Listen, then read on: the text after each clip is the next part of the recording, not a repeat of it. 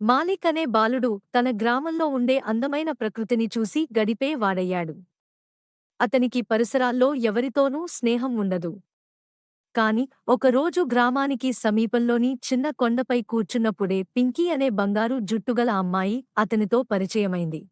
కొంతకాలము తర్వాత మాలిక్ పెద్దవాడై మళ్లీ ఆ గుట్టపై వెళ్తూ తన చిన్ననాటి మధుర జ్ఞాపకాలను గుర్తు చేసుకోవడము మొదలుపెట్టాడు. ఎన్నో సంవత్సరాలు గడిచాయి. మాలిక్ ఇప్పుడు పెద్దవాడయ్యాడు. తన జీవితంలో ఎన్నో కష్టాలు, విజయాలు చూసినవాడు.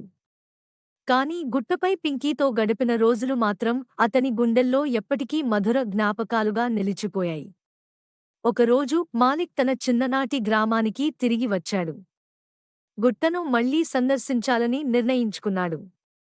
ఆ గుట్ట ఇప్పటికీ అతనికి ఎంతో ఆత్మీయంగా అనిపించింది.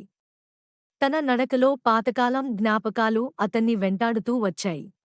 అక్కడే ఒకసారి పింకీ అతనికోసం ఎదురు చూస్తుందేమోనని ఆశగా చూశాడు. కాని ఆమె కనిపించలేదు. మాలిక్ ఒక రాయిపై కూర్చుని గతాన్ని గుర్తుచేసుకుంటూ ఉంటే వెనుకవైపు నుంచి ఓ మహిళ మృదువైన స్వరంతో ఇక్కడే కూర్చుంటావని తెలిసింది అని చెప్పింది. మాలిక్ వెనక్కి తిరిగి చూశాడు. అది పింకీ. ఆమె కూడా తన కుటుంబంతో మరోసారి గ్రామానికి వచ్చింది. మాలిక్ను తిరిగి చూడాలనే ఉద్దేశంతోనే ఆమె గుట్టపైకి వచ్చింది. వారిద్దరూ చిరునవ్వులు పంచుకున్నారు, గతాన్ని పంచుకున్నారు, కాలం ఎంత వేగంగా మారిపోయిందో గుర్తుచేసుకున్నారు.